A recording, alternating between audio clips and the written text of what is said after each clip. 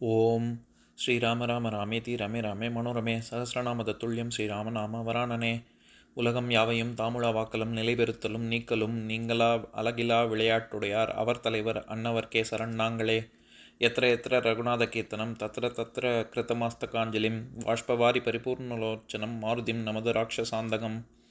அஞ்சிலே ஒன்று பெற்றான் அஞ்சிலே ஒன்றை தாவி அஞ்சிலே ஒன்று ஆறாக ஆரியர்க்காக ஏகி அஞ்சிலே ஒன்று பெற்ற அணங்கை கண்டு அயலாரூரில் அஞ்சிலே ஒன்றை வைத்தான் அவன் எம்மை அழித்துக் காப்பான். இன்னைக்கு நம்ம கம்பராமாயணத்துல பாலகாண்டத்துல திரு அவதார படலத்துல 102வது பாட்டு பார்க்க போறோம். சித்தரும் இயக்கரும் தெரிவைமார்களும் வித்தக முனிவரும் விண்ணுளோர்களும் நித்தரும் முறைமுறை நெருங்கி ஆர்ப்புற தத்துரல் ஒழிந்து நீழ்தருமம் ஓங்கவே. இதுதான் பாட்டு. இப்ப பதம் பிரிச்ச பொருள் பார்க்கலாம்.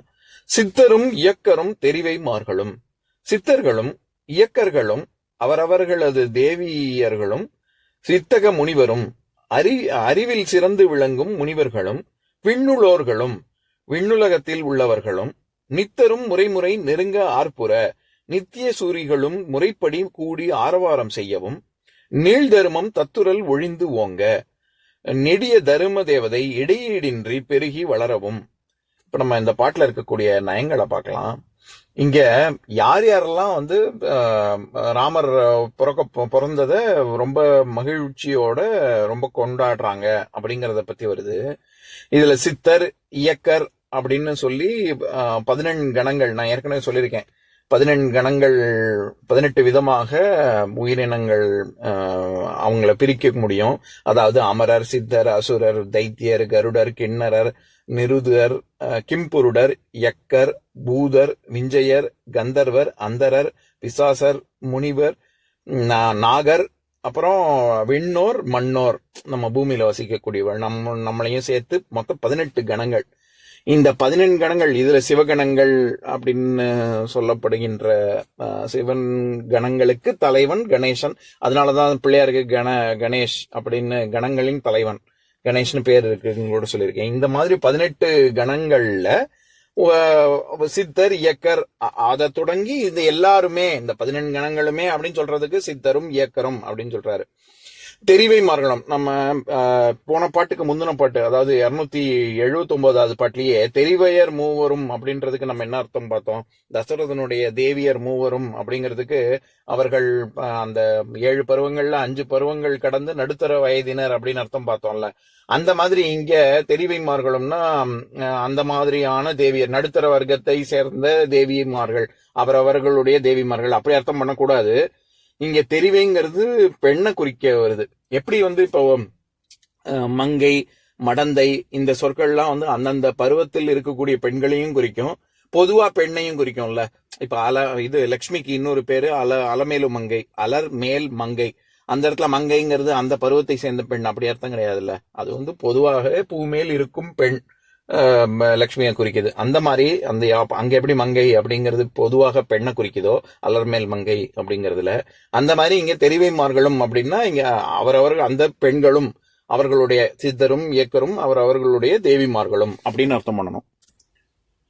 முனிவரை சொல்லும் பொழுது முனிவரும் அப்படின்னு சொல்லல, வித்தக முனிவரும் அப்படின்னு. அந்த இடத்துல வித்தக அப்படின்னா பொதுவாகவே வித் அப்படிங்கிற வேர்ச்சொல்லே ஞானத்தையும் ஒரு அறிவையும் குறிக்கக்கூடிய சொல். அதனாலதான் நம்ம வேதம் அப்படிங்கிற சொல்லே வித்துங்கிற வேர்ச்சொல்ல இருந்து வந்ததுதான். அதாவது ஞானம்ன்ற பொருள்.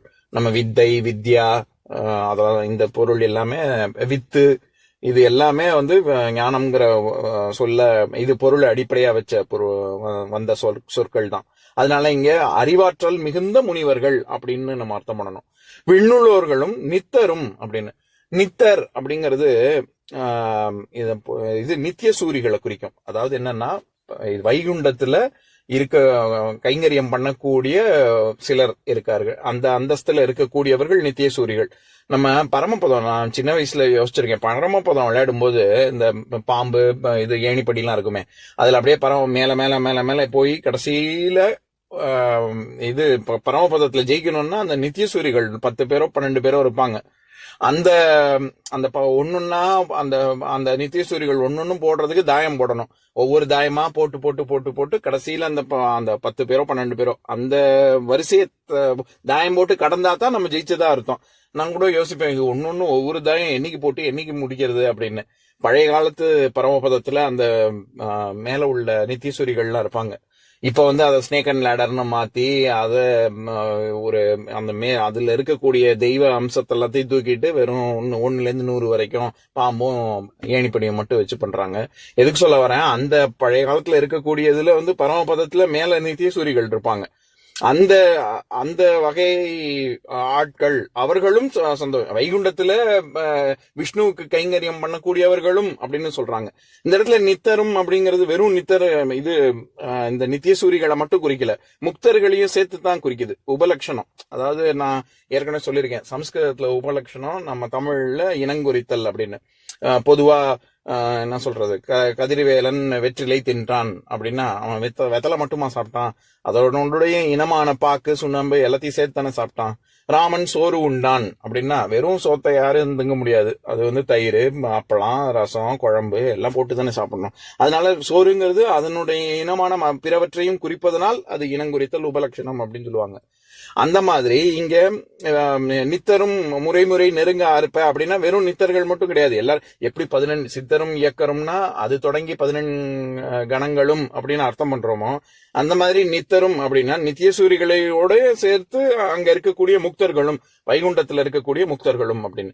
இது ஏன் விண்ணுள்ளவர்களையும் நித்தரும் தனித்தனி வருஷப்படி பார்த்தா வித்தக முனிவரும் விண்ணுள்ளவர்களும் நித்தரும் அப்படின்னு சொல்றாருல. விண்ணுள்ளோர்னா தேவர்கள், தேவர்களுக்கும் மேலானவர்கள் இந்த நித்தியசூரிகள், ஏன்னா வைகுண்டத்துல இருக்கிறவங்க அப்படிங்கறதுனால. அதனால அவர்களோட இவர்கள் ஒரு படி மேல அப்படின்னு சொல்ல வர்றாரு.